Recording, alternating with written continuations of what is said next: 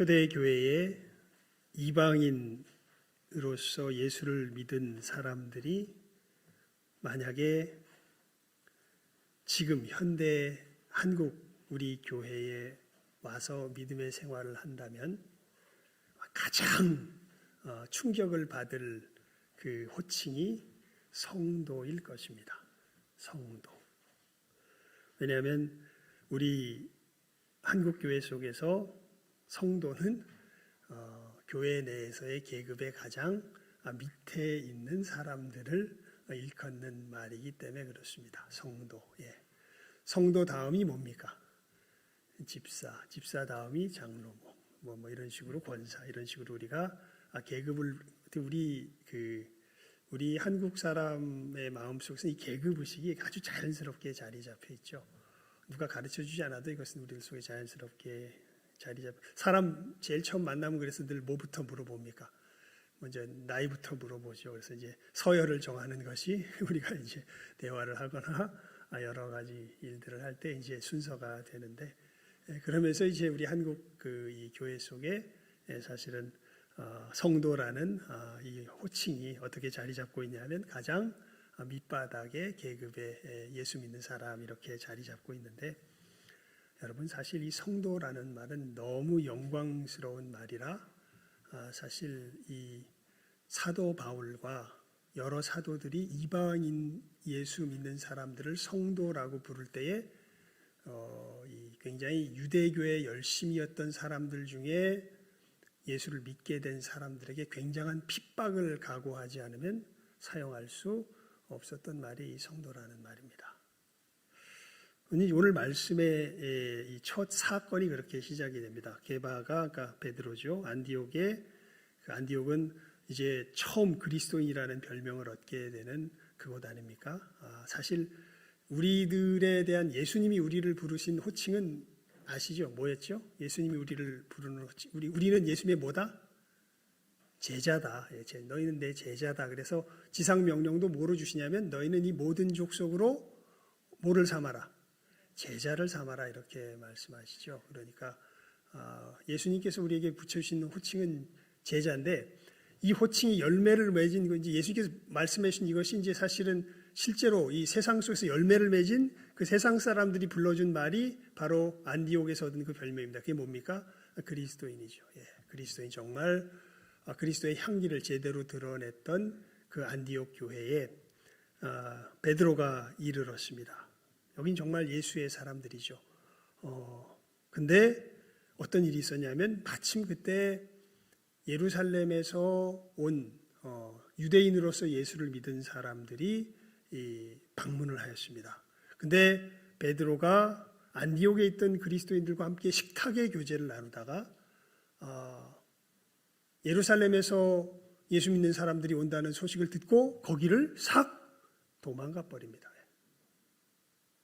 그게 이제 2절 12절 말씀이죠. 야고보에게서 온 어떤 이들이 이르기 전에 게바가 이방인과 함께 먹다가 저희가 오매 그가 할례자들을 두려워하여 떠나 물러가매, 이렇게 돼 있죠. 예.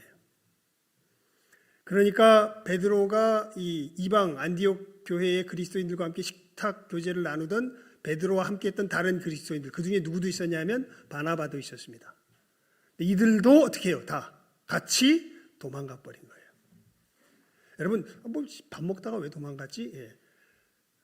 이 유대인들에게 밥을 먹는 것은요, 어떤 의미가 담겨져 있냐면 너도 나와 함께 하나님의 거룩한 백성이다라는 의미가 담겨져 있습니다. 식탁의 교제를 나눈다는 것이. 즉 그 얘기는 안디옥 교회 성도들하고 내가 식탁의 교제를 나누는 것을 유대에서 온, 예루살렘에서 온 그 성도들이 내 모습을 보면 무엇을 내가 선포하는 것과 똑같은 거냐면 이 사람들도 우리와 함께하는 하나님의 뭐다? 백성이다. 즉 성도다. 거룩한 무리다. 하나님의 여러분, 성도가 정말 성도만큼 위대한 우리를 부르는 호칭이 없습니다. 거룩한 무리, 하나님의 백성에 하나님의 백성이다 라는 것을 선포하는 것이 되는데, 유대인들이 온다는 소식을 듣고 베드로가 어떻게 버려요? 도망가 버려요. 즉 이 사람들도 하나님의 백성이다라는 것을 당당하게 선포하는 것입니까? 못하는 것입니까? 못하는 것입니다. 이 문제를 놓고 사도 바울이 베드로를 책망합니다. 그러므로 나는 저희가 복음의 진리를 따라 바로 행하지 아니함을 보고 어떤 것이요? 먹다가 뭐한 것? 도망가 버린 것. 예. 모든 자 앞에서 베드로에게 이르되 네가 유대인으로서 이방을 좇고 유대인답게 살지 아니하면서 어찌하여 억지로 이방인을 유대인답게 살게 하려느뇨 하였노라. 그러면서 이제 정말 우리가 어떻게 하나님의 백성이 되는가, 거룩한 무리 성도가 되는가에 대한 정말 너무도 중요한 그 진리를 다시 한번 우리가 늘 듣던 복음이지만 다시 한번 이 상황 속에서 사도 바울이 베드로에게 이야기한 것을 이 갈라디아 사람들에게 소개하면서 다시 한번 천명하는 것이죠. 왜냐하면 갈라디아 교회에 어떤 문제가 있었냐면 바른 복음을 전하는 사람들이 들어왔기 때문에 그렇습니다. 무슨 얘기냐면요. 어렵진 않아요. 얘기는 굉장히 단순해요. 갈라디아에 그 유대인들로서 복음을 흐트러뜨리는 사람들이 들어왔는데 이 사람들이 어떤 얘기를 주로 하냐면요. 예수 믿어야 구원 얻는 건 맞는데 예수 믿는 것만 가지고는 부족하다. 뭣도 받아야 된다. 할례도 받아서 진정한 유대인으로서 유대인의 이 그룹 안으로 들어와야 된다라고 이야기하는 사람들이 이제 이 갈라디아 교회 가운데 있게 되는 것이죠. 간단하게 말하면.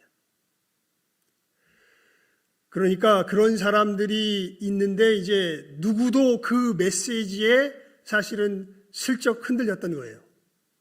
이 2장 우리가 읽었던 오늘 본문 말씀에 보면 베드로도. 그러니까 베드로는 근데 알아요. 베드로는 하나님께서 고넬료의 사건을 통하여서 제일 처음 알게 하신 사람이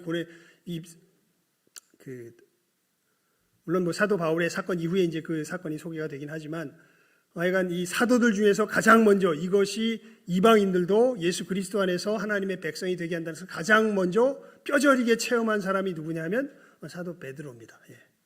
베드로도 알아요. 그런데 여러분 베드로가 다혈질이지만 베드로가 그 점에서는 되게 약합니다. 예. 사람들에 따라서 부안해동하는 부분들이 사실 많이 있습니다. 이제 이것도 그거죠. 그러니까 사도로서 이게 정말 큰 잘못을 저지른 겁니다. 복음의 진리를 따라 행하지 아니하고 오히려 그렇게 함으로써 예수 믿는 것만 가지고는 부족한가 봐. 할례도 받고 저 유대인들의 그룹에 들어가야 진정한 하나님의 백성이 되나 봐라는 메시지를 누구한테 줬던 거예요. 이 행동을 통하여서 안디옥 교회 사람들에게 주었던 것이죠. 그래서 누가 책망하였다. 사도 바울이 내가 베드로지만 책망하였다라고 오늘 말씀에 나오는 것이죠. 왜 그러냐 하면 이제 그 이유를 이야기합니다. 그냥 핵심을 일단 16절에서 이야기하죠. 우리 함께 16절 말씀 읽어볼까요? 시작하면 읽습니다. 시작. 사람이 의롭게 되는 것은 율법의 행위에서 난 것이 아니요 오직 예수 그리스도를 믿음으로 말미암는 줄을 아는 거로 우리도 그리스도 예수를 믿나니 이는 우리가 율법의 행위에서 아니고 그리스도를 믿음으로써 의롭다 함을 얻으려 함이라. 율법의 행위로서는 의롭다 함을 얻을 육체가 없느니라. 아멘. 여러분 이게 정말 중요한 신앙 고백이거든요. 우리 사도신경으로 고백하는 이 다이아몬드 반지의 다이아몬드. 십자가에 못 박혀 죽으시고 장사한 지 사흘 만에 어떻게 돼요? 죽은 자 가운데서 다시 살아나시며. 믿으십니까? 그러니까 십자가에 못 박혀 죽으시고 장사한 지 사흘 만에 죽은 자 가운데서 다시 살아나시며.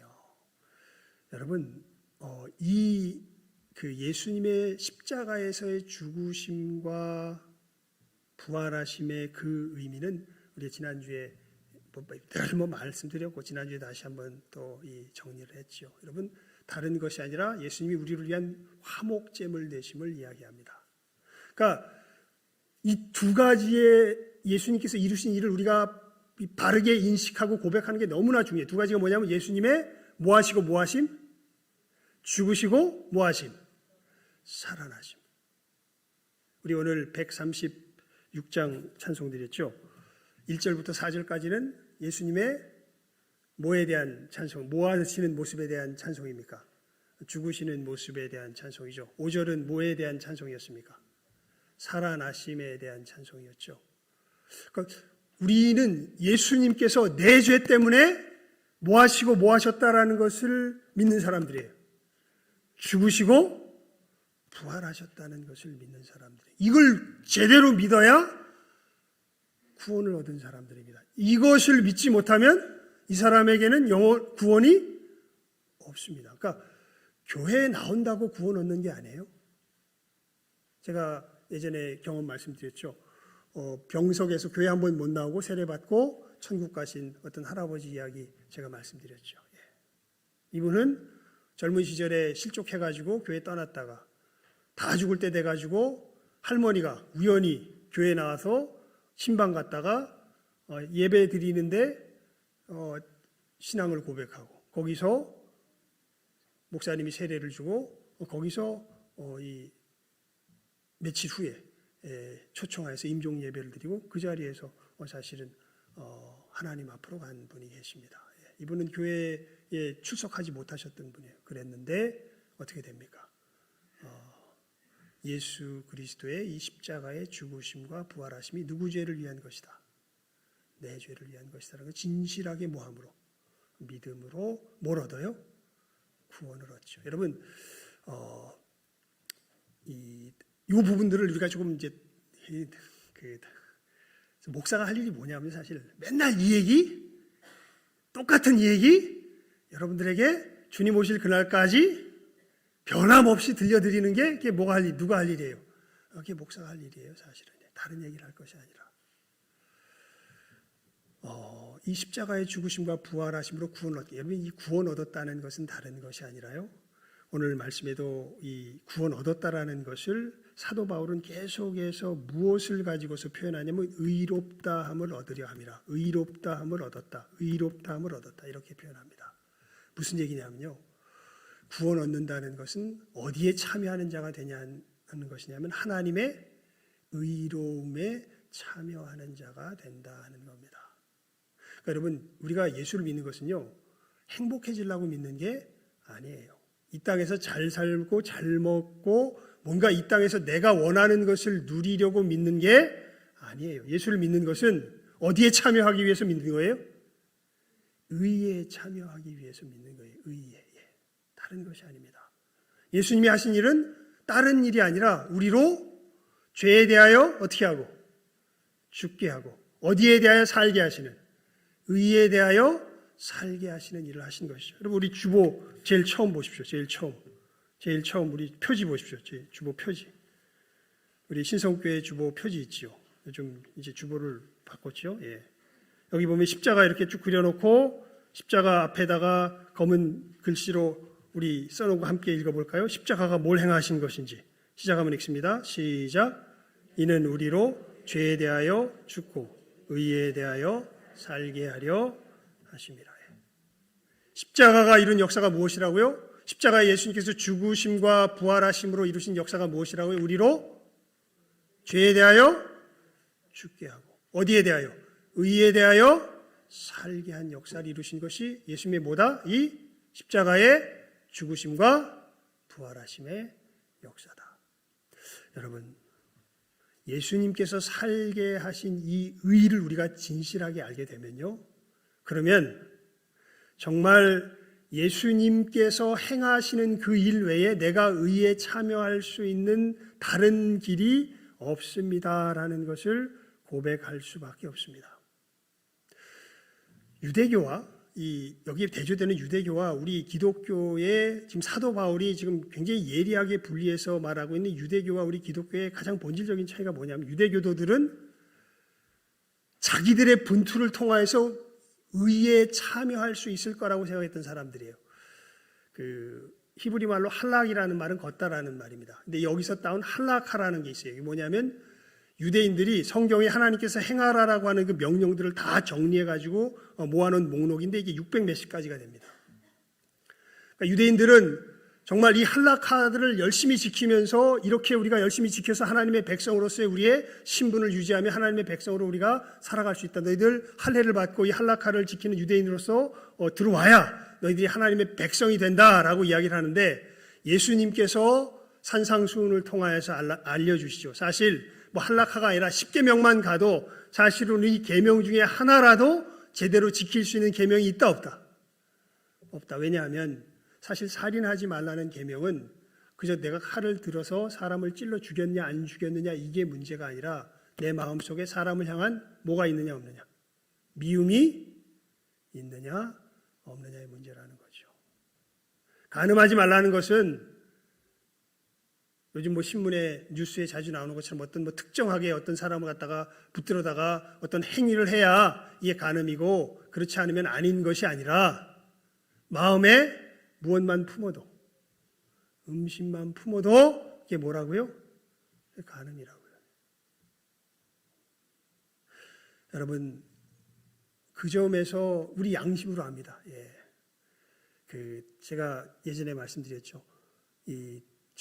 제가 청년 때 참 이상한 일이 하나 있었다고. 제 2년 선배 누나였는데요. 정말 예쁜 누나라기보다는 정말 뭐랄까 사랑스러운 누나였습니다. 그러니까 모든 교회 성도들이 다 좋아했어요. 왜냐면 사랑스러워서 이렇게 하는 일이 이렇게 뭐 이뻐 보이는 사람이 있잖아요. 그냥 다 보면 어떤 사람은 똑같은 일을 해도 미워 보이는 사람이 있어요. 그리고 어떤 사람은 똑같은 일 해도 이뻐 보이는 사람이 있습니다. 근데 이 누나는 굉장히 이뻐 보이는 사람이었어요. 근데 저한테 와서 하루는 그런 고민을 털어놓습니다. 야, 한서가, 내가 참 요즘 괴롭다. 왜요? 그랬더니 제 1년 후배 여자아이가 있었는데 걔가 주변을 다니면서 그렇게 모함을 하는 거예요. 이 누나에 대해서. 하지도 않은 일을 했다 그러고 막 여러 가지를 합니다. 그래서 난 쟤 때문에 참 힘들다 이렇게 이야기를 합니다. 나중에 가서 이제 물어봤어요. 그랬더니 걔가 그래요. 그냥 밉다는 거예요. 그러니까 여러분, 그 마음이 자기 속에서 이렇게 솟구쳐 나와가지고 자기가 그런 일을 하는데 이것을 막을 수가 있어요 없어요? 자기 자신이 못 막아요. 이렇게 되는 우리 자신의 이 모습, 그러니까 하나님이 아무리 사랑해라 뭐 해라 해도 우리들 마음 속에서부터 솟구쳐 나오는 이 미움과 욕구와 욕망과 이런 여러 가지 것들, 이런 것들 속에서 이미 우리는 하나님의 법을 어기며 살아갈 수밖에 없는 정말 저주의 하나님의 진노의 대상인 것을 알 수밖에 없죠. 그래서 여러분, 우리 16절 말씀 맨 끝에 율법의 행위로서는 거기 한번 다시 읽어볼까요? 맨 끝에 부분이죠. 16절, 2장 16절 말씀입니다. 시작 한번 읽어봅니다. 시작. 율법의 행위로서는 의롭다함을 얻을 육체가 없느니라. 그러니까 하나님이 요구하시는 의는, 우리가 정말 천국에 들어갈 수 있는 의는요, 그냥 우리들 사이에서 이렇게 너 굉장히 착하네, 그 정도면 훌륭해, 이런 정도의 의가 아니라 예수님께서 말씀하신 이 산상수훈에 우리 양심 가운데 울려 퍼지는 이 의의 수준에 이르러야 이게 진정한 뭐예요? 하나님이 원하시는 의예요. 그래서 진짜 하나님의 율법을, 하나님의 말씀을 하나님이 말씀하신 대로 행하고자 하는 사람은 로마서 7장의 사도 바울이 고백하는 것처럼 이 고백밖에 안 나와요. 사실은 오호라 나는 곤고한 사람이로다. 선을 행하기 원하는 나에게 뭐가 있구나? 악이 있구나. 누가 이 사망의 몸에서 나를 건져내랴. 여러분, 그래서 니체 같은 철학자는요, 어떻게 보면 하나님께서 요구하시는 이 의의 수준을 제대로 알았던 사람이에요. 그래서 역설적으로 그렇게 얘기한 겁니다. 신은 죽었다. 이게 무슨 뜻이냐면 신이 없다라는 것이 아니라요, 니체가 말하는 바는 이런 걸 요구하는 신은 죽여야 한다라는 겁니다. 왜냐하면 이런 건 우리가 행할 수가 없는 거예요. 행할 수 없는 걸 행하라고 떡하니 말하는 신과 우리는 함께 살 수 없다. 이런 걸 요구하는 신은 어떻게 해야 된다? 죽여야 된다. 그런 의미에서 니체가 이야기합니다. 신은 죽었다. 근데 여러분 생각해 보십시오. 마음으로 음심을 품지 않고 정말 서로 신뢰하며 사랑하며 미워하지 않고 살아갈 수 있는 그 나라에서 살고 싶습니까? 아니면 우리의 마음의 이 정욕을 어찌할 수 없이 겉으로는 그럴듯하게 꾸미지만 뒤로 돌아서면 서로 잡아먹고 잡아먹히고 하는 그 끔찍한 세상에서 살고 싶으십니까?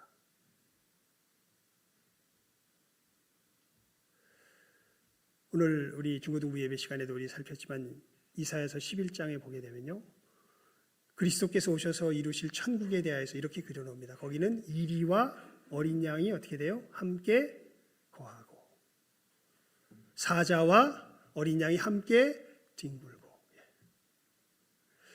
여러분, 사자와 어린 양은 뭐와 뭐의 관계입니까? 먹이와 먹는 자의, 포식자의 관계죠, 사실은. 사자가 어린 양 보면 저건 내가 뭐 해야지, 저건 내 뭐구나, 내 식량감이구나, 이렇게 해서 살아가는 것이 사실은 우리들이 생각하는 너무나 자연스러운 삶의 모습인데, 천국은 그런 곳이 아닙니다. 누가 사이좋게 살아가요? 사자와 어린 양이 사이좋게 살아가요. 왜요? 거기엔 뭐가 없어요? 미움이 없어요. 거기엔 불안이 없어요. 거기엔 불신이 없습니다. 진짜 그래요. 정말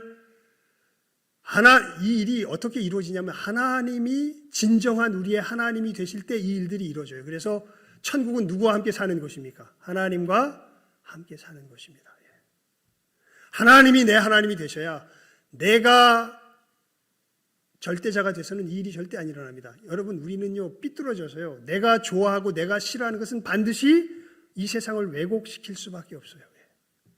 정말 하나님이 선하다는 것을 내가 선하다 말할 수 있고 선하게 여길 수 있고, 하나님이 악하다는 것을 내가 정말 악하다 말하고 악하게 여길 수 있고, 정말 그것을 기뻐하는 그런 사람들이 모인 곳에서 이 삶이 가능해져요. 지옥이 어떤 곳입니까? 아무리 하나님이 그렇게 이야기를 해도 내가 보기엔 안 그래. 그러니까 나는 누구 말 안 따라가고 하나님 말 안 따라가고 누구 말 따를 수밖에 없어. 내 말 따를 수밖에 없어. 거기가 어디예요? 거기가 지옥이에요. 여러분, 우리가 어떻게 이 하나님이 정말 선하다는 것을 선하다며 악하다는 것을 악하다며 이것을 정말 기쁨으로 받아들이는 이 천국에 들어갈 수 있겠습니까? 이건 죽었다 깨나도 불가능해요, 우리 힘으로. 근데 이 일을 누가 와서 우리를 위해 이루어 주신 거예요? 예수께서 오셔서 우리를 위해 이루어 주신 거예요. 어디에서? 십자가에서. 어떻게 함으로? 죽으시고 부활하심으로. 그래서 그 십자가의 죽으심은 우리의 죄값을 온전히 치르시면서 우리가 완전히 죄와 상관없이 죄에 대한 더 이상 하나님 앞에 죄값을 치르지 않게 하여 주신 것이고, 부활하신 것은 우리가 이제는 죄와 완전히 상관없이 의로운 삶을 살 수 있는 존재가 되게 하시는 그 영역으로 옮겨가 버리신 사건이라는 것을 성경이 이야기해요. 그러면서 우리가 구원 얻는 것은 이 예수님을 믿는 길밖에 없다. 그럼 도대체 예수님께서 그 우리의 죄값을 다 치르시고 죄와 상관없는 것으로 부활하여 옮기셨다는 것을 믿는 일이 도대체 뭔데? 성경은 놀랍게 이런 얘기를 하죠. 예수님이 예수 믿는 사람들을 자기 몸으로 만드셔서 그냥 이 일을 이루신 것을 믿는 거야. 그러니까 예수님께서 행하신 것을 믿기만 하면 너희는 어디에 참여하게 돼? 이 의에 참여하게 돼. 믿기만 하면 돼. 이게 뭐예요? 복음이에요. 내가 애를 써서 되는 게 아니에요. 예수님께서 행하신 것을 뭐 하기만 하면 돼요? 믿기만 하면 돼요. 그래서 이게 내가 수고해서 얻어야 할 대가인 삭시 아니라 예수님께서 다 이루어서 우리에게 거저 주신 은혜에 모인 것을, 선물인 것을 믿기만 하면 우리는 어디에 참여하는 자들이 돼요? 이 의에 참여하는 자들이 돼요. 이게 복음의 내용입니다. 그리고 여러분, 예수 믿는 사람들은 이 일이 내 안에 예수 안에서 이루어졌음을 믿는 사람들이 예수 믿는 사람들이에요. 그리고 우리는 모두가 다 오늘 박 집사님이 기도했던 것처럼 진짜 예수의 사람들은 고백합니다. 여러분, 내 이웃을 미워하지 않을 수 있을까요? 음심을 품지 않을 수 있을까요? 염려와 근심 가운데 실제로 살아가지 않을 수 있을까요? 있습니까?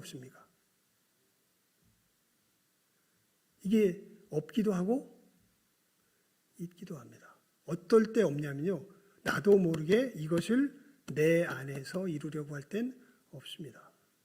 그런데 우리가 이 예배 시간에 와서 주님의 이름으로 모여서 주의 말씀이 선포되며 성령께서 역사하실 때, 주님께서 우리들 가운데 임재하실 때, 여러분 사도 바울이 그런 얘기를 하죠. 내가 복음을 부끄러워하지 아니하노니 복음은 모든 믿는 자에게 구원을 주시는 하나님의 능력이 됩니다. 복음이 다른 것 아닙니다. 예수님의 이 십자가의 죽으심과 부활하심의 메시지가 다시금 예수의 이름으로 선포되는 그 자리에서 우리가 있을 때에 이 선포되는 말씀이 능력이 되어서 우리로 어디에 참여하게 하는, 의에 참여하게 되는 이 귀한 역사가 이루어지죠. 이 자리에 왜 나옵니까? 여러분, 우리가 이 은혜를 받기 위하여 나옵니다. 이게 누구 안에서 이루어지는 게 아니라, 내 안에서 이루어지는 것이 아니라 누구 안에서 이루어지는 일이기 때문에, 예수 그리스도 안에서 이루어지는 일이기 때문에, 이것이 예수의 이름으로 우리들 가운데 권능으로 임하게 될 때 이 의에 참여하는 놀라운 역사가 일어나기 때문에 우리가 이 자리에 나오는 것이죠. 이 얘기를 하고 말씀을 맺겠습니다. 여러분, 이 복음이 증거될 때요, 말씀을 보면서 어떤 일이 벌어지는가 제가 자세히 살펴보니까 이런 일이 벌어지더라고요. 뭐냐면요, 정체성이 분명해지는 거예요. 다른 것이 아니라. 참 신기하게요, 사람은 자기의 정체성에 기반하여서 살아갑니다. 내가 누군가.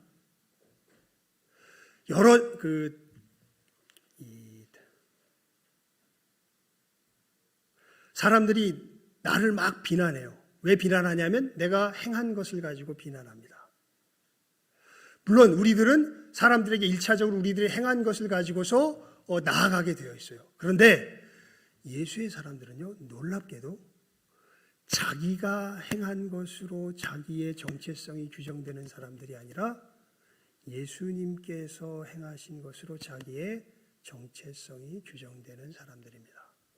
그래서 우리들은 늘 이 죄악을 범하는 가운데서도 넘어지질 않아요. 왜냐하면 예수님께서 우리를 끊임없이 다시 일으켜 세우세요. 그래, 너 그 죄악 가운데서 다시 넘어졌지. 내가 그 죄 때문에 십자가에서 네 죄값을 다 치루었다. 그리고 네가 그 죄악을 이기고 하나님의 거룩한 자로 살아가는 그 새로운 피조물이 되게 하기 위해서 내가 다시 부활하여 죄가 없는 곳으로 옮겼다. 너는 너를 믿니? 아니면 네가 행한 네 손의 행위를 통하여서 선 너를 믿니? 내가 십자가에서 죽고 부활함으로 새롭게 만든, 내가 만든 너를 믿니? 하나님께서, 예수님께서 늘 우리의 삶 속에서 우리가 특별히 죄악으로 넘어질 때마다 이러한 질문으로 우리들에게 다가오십니다. 여러분, 누굴 믿으십니까? 예수님께서 십자가에서 죽으시고 부활하심으로 새롭게 만든 나를 믿습니까? 아니면 내 손의 행위로 내가 만들어가는 나를 믿습니까? 예수의 사람들은 누굴 믿어요? 예수를 믿습니다. 그래서 신앙 고백하는 것이죠. 십자가에 못 박혀 어떻게 되시고 죽으시고 장사한 지 사흘 만에 죽은 자 가운데서 다시 어떻게 하시며 살아나시며. 여러분이 믿음의 선한 싸움을 잘 싸워가실 수 있기를 바랍니다. 우리는 예수를 믿음으로 의에 참여하는 생명의 걸음을 걸어가는 사람들입니다. 내 손의 힘으로 의에 참여하는 것이 아니라 누구를 믿음으로요? 예수 그리스도를 믿음으로 의에 참여하는 생명의 길입니다. 그리고 여기는 주님 말씀하신 대로 이루어지는 거예요.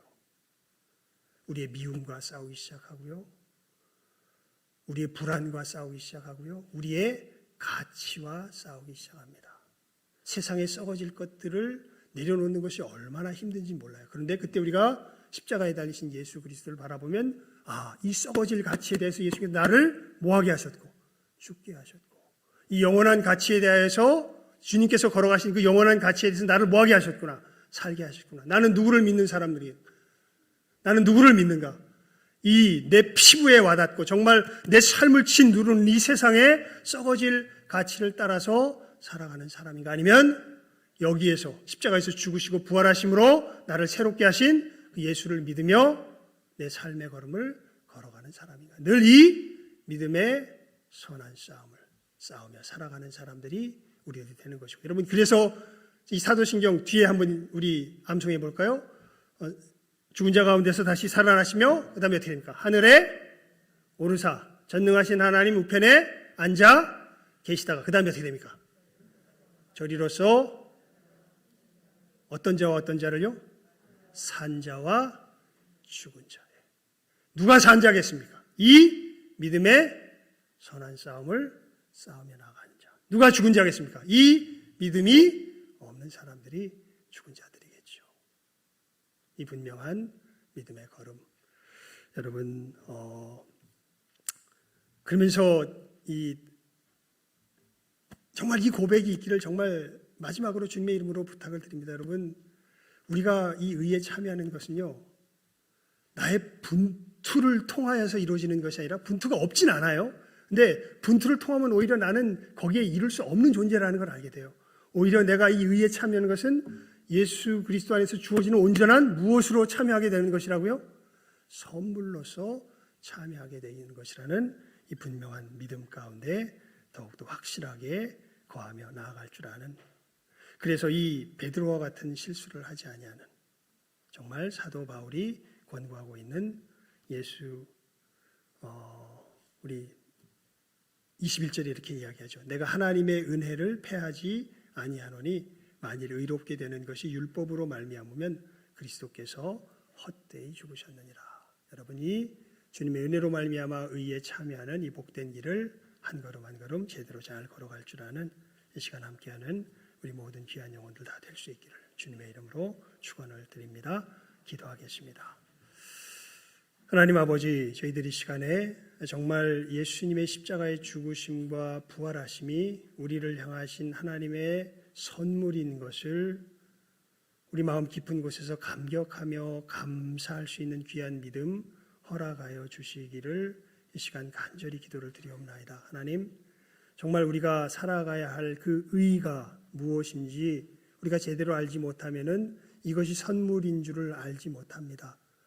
내가 애써서 분투해서 이룰 수 있는 것이라고 생각하는 것이라면 내가 애써서 분투해서 이루지 왜 선물로 받아 누리려 하겠습니까? 하지만 하나님께서 요구하신 우리가 살아가야 할 진정한 의의 기준을 우리가 바르게 알게 될 때에 하나님, 우리들 이것이 예수 그리스도 안에서 선물로 주어지는 것임을 참으로 고백할 수밖에 없고 그 은혜를 의지할 수밖에 없는 저희들인 것, 하나님 참으로 이 아둔한 입술이 하나님 이 놀라운 복음의 말씀을 전하였습니다. 하나님, 이 귀한 생명의 진리가 우리 귀한 영혼들 가운데 깨달아지며 알아지는 귀한 은혜가 있게 하여 주시기를 이 시간 간절히 바라옵고 소원하옵고 축복하오며 모든 것 예수님의 이름으로 기도드리옵나이다.